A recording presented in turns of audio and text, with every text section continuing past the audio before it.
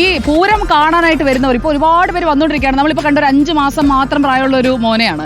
അവൻ അവസാനം കൈ പിടിച്ച് കഴിഞ്ഞപ്പോഴത്തേക്കും കരഞ്ഞു. പക്ഷെ അവൻ്റെ അമ്മയെ നമ്മൾ സുരക്ഷിതമായിട്ട് ഏൽപ്പിച്ചു തിക്കിനും തിരക്കിനും ഇടയിൽ. അപ്പോൾ നമുക്ക് ഈ പൂരം കാണാൻ വരുന്നവർ ശ്രദ്ധിക്കേണ്ട പൂരം എങ്ങനെ കാണണം അതുകൂടി പറഞ്ഞ് നമുക്ക് പൂരം കാണണം. ആദ്യം വേണ്ടത് പൂരം കാണണം. പൂരത്തിൽ ഞാനും ആദ്യമായിട്ടാണ് വന്നിട്ടുള്ളത്. നമസ്കാരം. അല്ല, മന്ത്രിയും വന്നു, മേയറും വന്നു. ഞാൻ ഈ പൂരക്രമങ്ങളൊന്ന് പറയാൻ നിൽക്കും. അതായത് പൂരം എന്ന് പറഞ്ഞാൽ ഒരു നാളെ കാലത്ത് സൂര്യൻ ഉദിച്ച പ്രഭാതത്തിൽ ഒരു കാലത്തൊരു 7 മണിയാവുമ്പോൾ 6:45 കഴിയുമ്പോൾ കണിമംഗലം ശാസ്താവ് 9 ആനയുമായിട്ട് ഈ തെക്കേ ഗോപുരം കയറും.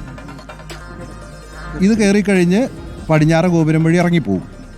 അത് കഴിയുമ്പോഴായിരിക്കും നമ്മുടെ ചെമ്പുക്കാവ്, പനവക്കമ്പള്ളി തുടങ്ങിയ ഘടകപൂരങ്ങളിൽ 2ഉം 3ഉം. ആദ്യത്തെ കണിമംഗലം മുതൽ നൈതലക്കാവ് വരെയാണ്. കണിമംഗലം അല്ല, ഇത് കഴിഞ്ഞിട്ടേ കയറുള്ളൂ.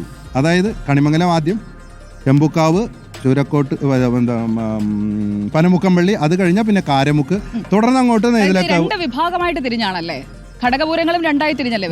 അതായത് അല്ല, കുറച്ച് പൂരങ്ങൾ പാറമേക്കാവിന്റെ അണ്ടറിലും കുറച്ച് പൂരങ്ങൾ തിരുവമ്പാടി അണ്ടറിലുമാണ്. ഈ നമ്മുടെ ചേട്ടനാണ് ഇതെല്ലാം പറയേണ്ട ആള്. പടിഞ്ഞാറ നടവഴി തിരുവമ്പാടി ഉൾപ്പെടെ 6 ക്ഷേത്രങ്ങൾ വരും. ഈ നടവഴി കണിമംഗല ശാസ്താവ് വരും. അപ്പുറത്ത് വഴി പാറമേക്കാവ് ഉൾപ്പെടെ 3 വരും ഘടകപൂരങ്ങൾ വരും. അപ്പോൾ 8 ദേവികളും 2 ശാസ്താക്കളും. കണിമംഗലം 5:45 ആരംഭിക്കും. പറഞ്ഞു നിർത്തിയത് കാരണം വെച്ചാൽ ഞങ്ങളുടെ രണ്ടാളുടെയും ദേശമാണ്. നടന്നു വരുന്ന സ്ഥലമാണ്. ഈ ഘടകപൂരങ്ങൾ ഓരോന്ന് കയറുന്ന കൂട്ടത്തിൽ തന്നെ രാവിലെ ഒരു 7-7:30 കൂടിയിട്ട് തിരുവമ്പാടി ഭഗവതിയുടെ പൂരം നടുവിൽ മഠത്തിലേക്ക് വരും. നടുവിൽ മഠത്തിലേക്ക് വരാനുള്ള കാര്യം എന്താണെന്ന് വെച്ചാൽ, തിരുവമ്പാടിക്കാർക്ക് സ്വത്തില്ലാത്ത കാലത്ത് നടുവിൽ മഠത്തിലെ മൂപ്പിൽ സ്വാമിയാർക്ക് ശങ്കരാചാര്യരുടെ ശിഷ്യരുടെ മഠമാണ്. അവിടെ 3 സ്വർണ്ണക്കോലുണ്ടായിരുന്നു, സ്വർണ്ണത്തലേക്കിട്ട്.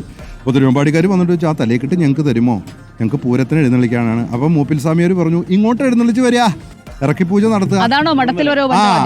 അവിടെ നിന്ന് അത് പിന്നെ ആചാരമായി. അവിടെ വരുന്നു, ഇറക്കി പൂജ നടത്തുന്നു. അവിടെ നിന്ന് പൂരം പുറപ്പെട്ട് പഞ്ചവാദ്യമാണ് ഏറ്റവും വലിയ ദേവവാദ്യം. അതായത് ശംഖൂതി, കാലം നിരത്തി എന്ന് പറഞ്ഞ് നമ്മുടെ കോങ്ങാട് മധുവിൻ്റെ നേതൃത്വത്തിൽ ഇടക്കയിലും മദ്ദളത്തിൽ ഇലത്താളം, തിമില, മദ്ദളം, ഇടക്കയും കൊമ്പും ഒക്കെ കൂടിയിട്ട് ആരംഭിക്കും. അതിങ്ങനെ റൗണ്ടിലേക്ക് കയറി വരും. പിന്നെ 7 ആനയും 15 ആനയായിട്ട് നായ്ക്കനാലിൽ വരും. ഉച്ചയ്ക്ക് 12 മണിക്ക് പാറമേക്കാവിൽ അമ്മയുടെ പൂരം പാറമേക്കാവ് ക്ഷേത്രത്തിൽ നിന്ന് പുറപ്പെടും. അവിടെ എന്താ പറയുക, ചെമ്പടമേളം കഴിഞ്ഞ്, അത് കഴിഞ്ഞ് കൊലുമ്പൽ കഴിഞ്ഞ് പാണ്ടിമേളമായി കിഴക്കേ ഗോപുരം വഴി കടന്ന് 15 ആനകൾ നിരന്നിട്ട് എലഞ്ഞിത്തറ മേളം ആരംഭിക്കും. ഒന്ന് ആലോചിച്ച് നോക്കണം, ഒരു 300 ചെണ്ടയിൽ 600 കൈകളാണ്.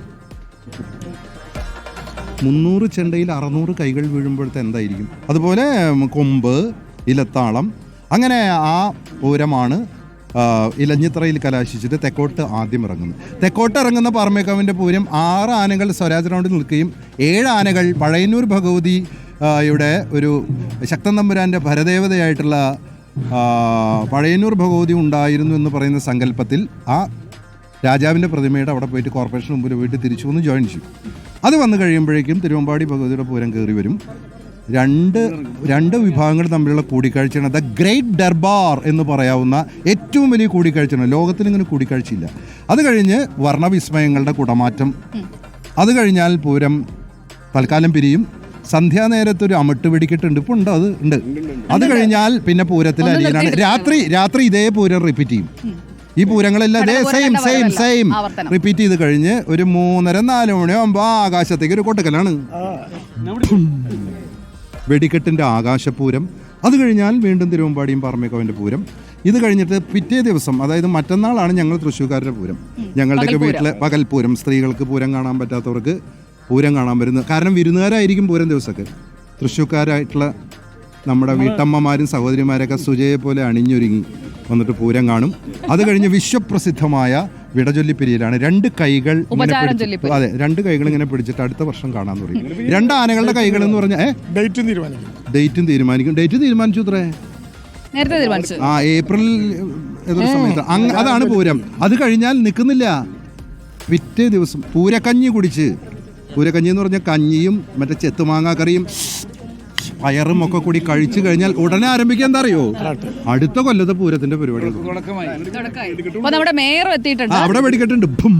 വെടിക്കെട്ട് പറഞ്ഞപ്പോഴത്തേക്കാണ് നമുക്ക് വെടിക്കെട്ട് പോലൊരു മേയറാണ് ഇവിടെ ഉള്ളത് ഇത്തവണ, അല്ലേ? തൃശ്ശൂരിന്റെ ഞാൻ പറഞ്ഞു തെറ്റുണ്ടോ? നല്ല വെടിക്കെട്ട് പോലെ ജില്ലെന്ന് നിൽക്കുന്ന മേയറാണ്. അല്ല, പ്രായം കൊണ്ട് അത്ര ആയിട്ടില്ല, അതുകൊണ്ടാ. പുരാശംസകൾ. പൂരം ഗംഭീരമാണ്. അല്ല, പൂരത്തിന്റെ ഒരു കാര്യം കൂടെ മേയറും ബഹുമാനപ്പെട്ട മന്ത്രിയും മേയറുള്ളതുകൊണ്ട് പറയാം. തൃശ്ശൂർ പൂരത്തിന്റെ ഒരുക്കങ്ങളിൽ ഒരു വിധത്തിലുള്ള പ്രശ്നങ്ങളുമില്ലാതെ നമുക്കത് ഗംഭീരമായി നടത്താൻ വടക്കുന്നാനോട് പ്രാർത്ഥിക്കുന്നു, നിങ്ങളോട് അഭ്യർത്ഥിക്കുന്നു. എന്താ ശരിയല്ലേ? ഏറ്റവും ഗംഭീരമായ പൂരത്തിന്റെ ഒരുക്കങ്ങളാണ് നടന്നത്, ആർക്കും തർക്കമില്ലാത്ത വിധത്തിൽ. ഇപ്പൊ ഇന്നലെ ഇവിടെ നടന്നിട്ടുള്ള സാമ്പിൾ വെടിക്കെട്ട് ഗംഭീരം. പക്ഷെ എത്രയോ കൊല്ലങ്ങളായി ഞങ്ങളെല്ലാം ഇതിന്റെ ഭാഗമായിട്ട് നിൽക്കുകയാണ്. ഒരു പരാതിയും ഒരു ചെറിയ ചലമ്പും ഇല്ലാത്ത വിധം അതിഗംഭീരമായിട്ട് ഒരു കുഴിമിന്നി പോലും സ്ഥാനം തെറ്റി പതിച്ചിട്ടില്ല. മാത്രമല്ല, 1.5 വെടിക്കെട്ടായിരുന്നു. വെടിക്കെട്ടിനെ തോൽപ്പിക്കുന്ന വിധത്തിലുള്ള സാമ്പിളായിരുന്നു. പക്ഷേ ഞങ്ങളൊന്നും പുറത്തു വിട്ടിട്ടില്ല. രഹസ്യങ്ങൾ അവസാനത്തെ അമ്പും ആവനാഴിയിൽ സൂക്ഷിച്ചു വെച്ചിരിക്കുകയാണ്. കുടമാറ്റമൊക്കെ ഇത്തവണ ഗംഭീരമാകും, തകർക്കും. AI കുടമാറ്റം. ഒന്നേ പറയാനുള്ളൂ, ഇപ്പോഴത്തെ ഏറ്റവും സൂപ്പർ ഹിറ്റ് സിനിമ പറയുന്ന പോലെ പൂരം അതിഗംഭീരമായി തുടരും.